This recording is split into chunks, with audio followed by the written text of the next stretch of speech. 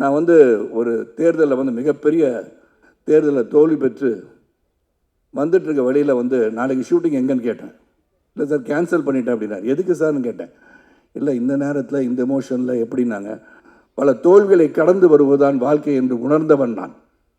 நான் பிஎஸ்சி கணிதம் படித்து விட்டு நான் வந்து சைக்கிளில் போய் பேப்பர் போட்டு ஒரு பத்திரிகையாளராக சைக்கிள் கடையில் வந்து சைக்கிள் ஃபிட்டராக நான் அருணை பற்றி சொல்லணும்னா I want to say about my self. Many people may not know that. நான் ஒன்றும் எங்கேயோ வானத்தந்து குதிச்ச நட்சத்திரம் கிடையாது. எங்கள் அப்பாவுக்கு 5000 ரூபா தான் சம்பளம். செய்திகள் வாசிப்பது ராமநாதன் என்ற கணீர் குரலுக்கு சொந்தக்காரங்க, ஆல் இண்டியா ரேடியோவில் வேலை செஞ்சவர் தான் அவரும். ஸோ நாங்கள் வந்து வீடு கட்டணுன்ற எண்ணம் எங்கள் அப்பாவுக்கு வந்ததா இல்லைன்னு தெரியாது. மொத்தம் நாங்கள் வந்து சென்னைக்கு வந்த பிறகு 11 வீடு மாறி இருக்கோம். My father never had the opportunity to build a house, but he develop me. நான் படித்து பாஸ் பண்ணி உழைச்சி சரத் நீ வீடு வாங்கணும்னு என்ன உந்துதல் பண்ணதை நினைத்து பார்க்க வைத்த படம் 3 BHK. It's truly emotional, it relates to me. அதான் சைத்ரா கேட்கும்போது சொன்னேன், கொஞ்சம் ஈரமாக இருக்கு. This is where we take our lives back to where we started from.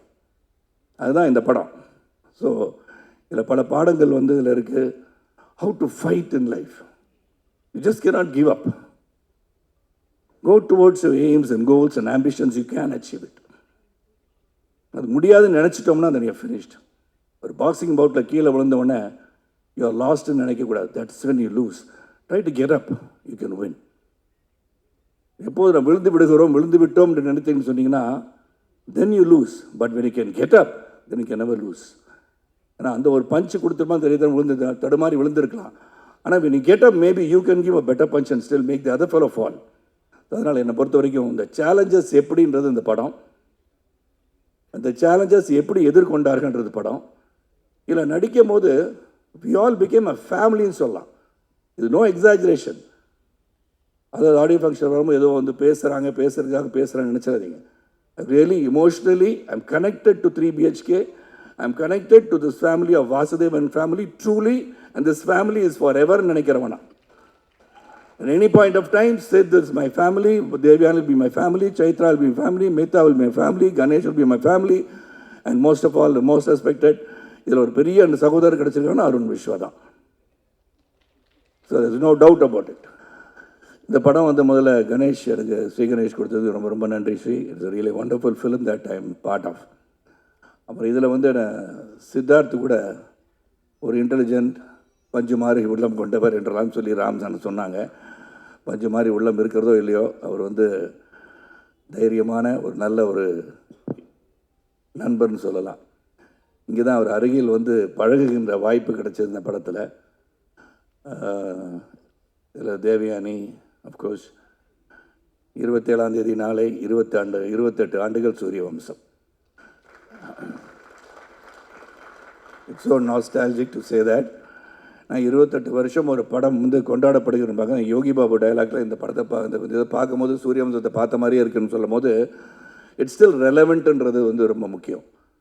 ஒரு படம் வந்து மக்களை சென்று அடைய வேண்டும் என்றால் அது ஒரு குடும்பமாகான படம் சென்று அடைந்திருக்கிறது சொன்னால் அதற்கு பல படங்கள் போய் அடைந்திருக்கலாம். ஆனால் அந்த சூரிய வம்சம், நாட்டாமை, நட்புக்காக நான் நடித்த படத்தை நான் சொல்லிக்கிறேன், பல படங்கள் போய் ரீச் ஆகிருக்கு. ஸோ ஒவ்வொரு கதையும் அந்த கதை வந்து மக்களுடன் ஒன்றிணைந்து இருக்கும்போது அது வந்து ஆண்டாண்டு காலமாக வாழ்ந்து கொண்டே இருக்கிறதுன்னு நான் சொல்லணும். அந்த விதத்தில் ஸ்ரீ கணேஷ் வந்து அந்த கதை சொல்லும் போது ஃபஸ்ட்டு எனக்கு நிறையா கேள்விகள்லாம் இருந்தது. ஏன்னா இங்கே எல்லோரும் பேசும்போது ஏழை, பணக்காரன், நடுத்தர வர்க்கம், வசதி படைத்தவர்கள் அனைவருக்கும் ஒரு கனவு வீடு என்று சொன்னார். உண்மைதான். ஆனால் அந்த வீடு எல்லாரையும் கட்ட முடியுமான்றது தெரியாது. அது கனவாகவே இருந்து மறைந்து விடுவார்கள். இது வந்து எப்படி எல்லாருக்குமே வீடு கட்டணும்னு ஆசை இருக்கா? ஏன்னா வேகமாக வளர்ந்து கொண்டிருக்கின்ற இந்த காலங்களில் வீடு இருந்தால் தான் என்ன, வாடகை வீட்டில் இருந்தானே, சொந்த வீட்டில் இருந்தானே, ஒரு வீடு இருக்குது அது நிம்மதியாக வாழ்ந்தாலே போதுமே அப்படின்னு நினைக்கின்ற காலம் கூட உண்டு. நேற்று கூட ஒரு பத்திரிகையாளர் கேட்டாங்க, என்ன சார் சரத் சார் நீங்கள் வீடு விற்கிறீங்களாமான்னு கேட்டாங்க. நான் சொன்னேன், சரி வீடு விற்கலை, அந்த வீடை வந்து பெருசாக இடித்து கட்டுறேன், இது கூட தெரியாது வீடை விற்கிறீங்கன்னு கேட்டாங்க. வீட்டில் வந்து ஒரு சென்டிமெண்ட் அட்டாச் பண்ணி இங்கே வந்து சொல்லியிருக்காங்க எல்லாரும். Of course when you build a home, அது முதல் முறையாக உழைத்து சம்பாதித்து கட்டுகின்ற இல்லத்தை உண்மையாக பெருமையாக பார்க்க வேண்டிய சூழல் தான் அனைவருக்கும் இருக்கணுன்றதில் வந்து எந்த ஒரு கருத்து வேறுபாடு எனக்கு கிடையாது. ஆனால் நான் கேட்ட ஒரே கேள்வி ஸ்ரீ, இது வந்து ரீச் ஆகுமா? எல்லாருக்கும் வீடு கட்டணுன்ற ஆசை இருக்கா? இல்லாட்டி சம்பாரித்து நல்லா இருக்கணும், குழந்தை குட்டி நல்லா இருக்கணும், வருங்காலம் நல்லா இருக்கணும், சேமித்து வைக்கணும்னு நினைப்பாங்களா, வீடு கட்டணும்னு நினைப்பாங்களா என்ற ஒரு கேள்வி தான் வந்தது. ஆனால் இந்த படத்தில் வந்து நடிக்க ஆரம்பித்ததுலேருந்து I felt as, I think home, roof above the head is compulsory in the must. அது வந்து இங்கே வந்து இன்றைக்கி தான் அருணை பற்றி ராம் சார் சொல்லும்போது நம்ம எல்லாருமே அதே பாதையில் தான் வந்திருக்கோம். வானத்திலிருந்து குதித்த நட்சத்திரம் அல்ல நம்ம எல்லோரும். உழைத்து கஷ்டப்பட்டு அந்த கஷ்டத்தை உள்ளடக்கி நாம் வாழ்ந்து கொண்டிருக்கிறோம் என்பது உண்மை. நான் அருணை பற்றி சொல்லும்போது அருண் வந்து இந்த மேடையில் நான் போன பிறகு அனௌன்ஸ் பண்ணுவார். இந்த மாதிரி அவர் அடுத்த படத்தில் கதாநாயகனாக நடிக்கிறதுக்காக தான் இன்றைக்கி ஷேவ் பண்ணிவிட்டு க்ளீன் ஷேவோடு வந்திருக்கான்னு நான் நினைக்கிறேன். எனக்கு மனசில் படுது. அதுவும் தேவயானி இயக்கத்தில் நடிப்பாருன்னு நான் நினைக்கிறேன். நான் ஏற்கனவே ஒரு படம் ஒத்துக்கிட்டார். தேவயானி இயக்க, சாந்தி டாக்கீஸ் வந்து தயாரிக்க, நானும் சித்து நடிக்கிறத ஒப்புதல் அளித்து விட்டோம். அதனால் அது பண்ணுவாருன்ற நம்பிக்கையோடு தான் நான் பேசுகிறேன். ஆனால் தேவயானி டைரக்டர் வேறு ஆகிட்டாங்க. ஸோ இங்கே படத்தில் வந்து நீங்கள் ட்ரெய்லர் பார்க்கும்போதும் சரி, பக்கத்தில் சைத்ரா உட்காந்து கேட்டாங்க, சரத் சார் என்ன கண்ணில் கண்ணீர் வந்தது போல் தெரியுதுன்னு சொன்னாங்க. கண்ணீர் வந்தது போல் தெரியவில்லை, உண்மையாக கண்ணீர் வந்தது தான் என்று சொன்னேன். ஏன்னா it is so emotional to look at it, the way it is cut. Editor பேசிகிட்டு இருந்தாங்க. And DK Jithan work with initially. இது ஒரு வாழ்க்கைக்கு இன்று மக்களோடு மக்களாக இணைந்து பார்க்கும்போது இந்த குடும்பம், ஏன்னா குடும்பம் தான் மெயின், இது ஸ்ட்ரென்த். அது டிஸ்இன்டகிரேட் ஆகக்கூடாது. எந்த ஒரு சூழலும் தாய் தந்தையை வணங்குவதுன்னு சொல்கிற மாதிரி அந்த குடும்பத்தை வந்து ஒற்றுமையாக வைத்திருப்பதே மிக மிக கடினம். அது இந்த காலகட்டத்தில். இந்த படத்தில் பார்த்தீங்கன்னா அவ்வளோ சோதனைகள். நீங்கள் ட்ரெய்லர் பார்க்கும்போது நான் சொல்கிறேன், படத்தை நீங்கள் பார்த்து தெரிஞ்சுக்குவீங்க. அந்த வேதனைகளும் சோதனையும் வருகின்ற காலகட்டத்தில் நினைத்திருந்தது நடக்கிறதா இல்லையான்னு அந்த கதை. அதுவும் ஸ்ரீகணேஷ் வந்து சித்தரித்த விதம் யதார்த்தமாக, இந்த வாழ்க்கையில் இப்படி தான், இந்த நடுத்தர குடும்பம்னா இப்படி தான் இருக்கும். படிக்க வைக்கிறது எப்படி, கல்லூரிக்கு போகிறது எப்படி, கல்லூரிக்கு வேலை கிடைக்கிறது எப்படி, கல்யாணம் பண்ணி வைக்கிறது எப்படி, உடல்நலம் சரியில்லை போனால் எப்படி, இதெல்லாம் தாண்டி உங்கள் கனவை வெற்றி பெற வேண்டும் என்று சொன்னால் மிக மிக கடினம் என்பதை உணர்த்துகின்ற ஒரு படம் இது. ஆனால் கடைசியில் வெற்றி பெற வேண்டும் என்று சொல்கின்ற படமும் இதுதான். அதனால கடைசியில் நீ ஜெயிக்கணும்னு சொன்னது பார்த்தீங்களா, that is where we stand. நான் life is full of challenges. என்னை பொறுத்த வரைக்கும் lot of risk are there. இதில் வந்து சாதிச்சு காட்டணும், எந்த இடத்துலையும் மனசை வந்து விட்டுறக்கூடாது. இது கூட இன்டர்வியூ நாசித் அண்ட் தேவயானி சொன்ன ரவிக்குமார் சார் கேட்டாங்க. நான் வந்து ஒரு தேர்தலில் வந்து மிகப்பெரிய தேர்தலில் தோல்வி பெற்று வந்துட்டுருக்க வழியில் வந்து நாளைக்கு ஷூட்டிங் எங்கேன்னு கேட்டேன். இல்லை சார் கேன்சல் பண்ணிட்டேன் அப்படின்னாரு. எதுக்கு சார்னு கேட்டேன். இல்லை இந்த நேரத்தில் இந்த எமோஷனில் எப்படின்னாங்க. நான் சொன்னேன் சார் அது வேறு இது வேறு, நாளைக்கு ஷூட்டிங் வந்து நடிக்கிறேன்னு சொன்னேன். that should be your attitude, that should be the attitude to think. ஏன்னா நம்ம தோல்வி என்பதை வந்து நம்ம நினச்சிக்கிட்டே இருந்தோம்னா வெற்றி வரவே வராது. ஆனால் ராம் சார் சொல்லும் போது I understood why he is fighting to make a good film அப்படின்னு நான் நினச்சி பார்த்தேன். அப்புறம் டிகே சிறந்த ஒரு கேமராமேன், நான் ஒவ்வொரு சரி அவரை பார்ப்பேன், சீகரேஷோடய பார்ப்பேன். ஏன்னா சம்டைம்ஸ் இந்த கிரிட்டிக்கலாக ஏதாச்சும் நினச்சிக்கிட்டு மண்டை சும்மாவே இருக்காது. சித்துக்கும் அப்படி தான், எனக்கும் அப்படி தான்.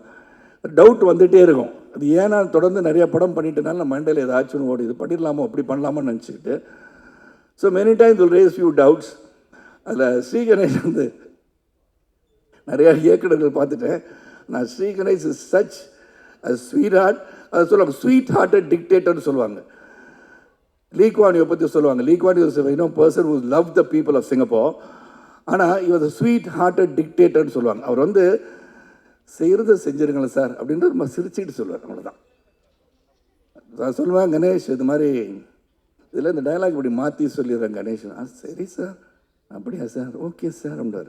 சரி நான் அந்த டைலாக் எழுதி வச்சுட்டு சரி இது போய் சொல்லலான்னு போனோன்னே ஷார்ட்டெல்லாம் வச்சுட்டு சார் சார் நான் சொன்னதை மட்டும் அப்படியே சொல்லிடுறேன் சார். இதுதான் ஸ்வீட் ஹார்ட்டட் டிக்டேட்டர்.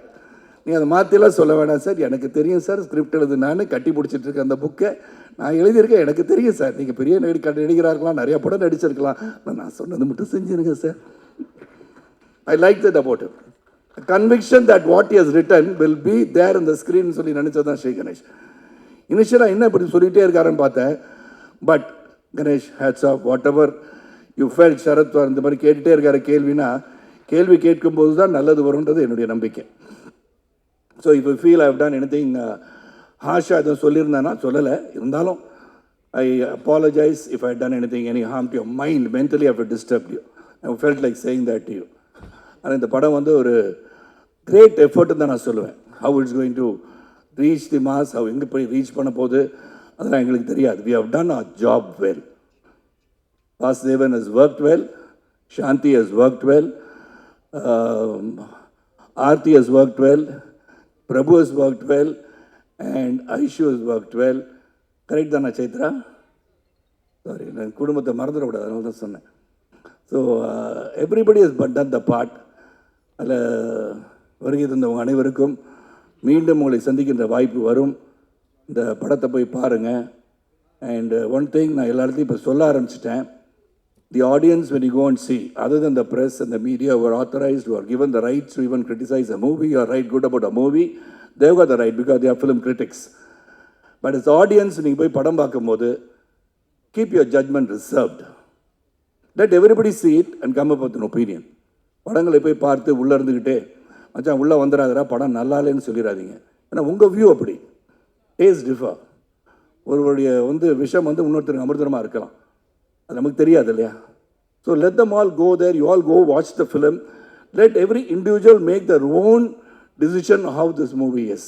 அப்படி பண்ணால் இந்த கலை உலகம் என்றும் நிலைத்து நிற்கும் என்று சொல்லி, உங்களை விட்டு இங்கிருந்து பிரிந்து செல்வதற்கு மனம் இல்லாவிட்டாலும் இன்று இருக்கிற இந்த அப்பாயின்மெண்ட் அப்படி இல்லாட்டி I won't go anywhere.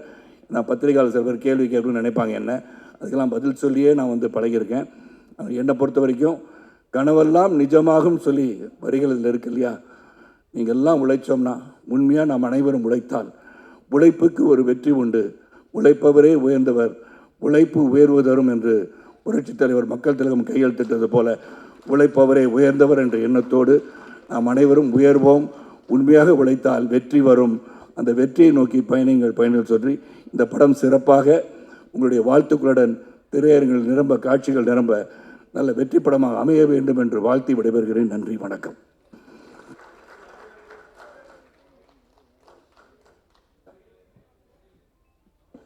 Sir, thank you sir. So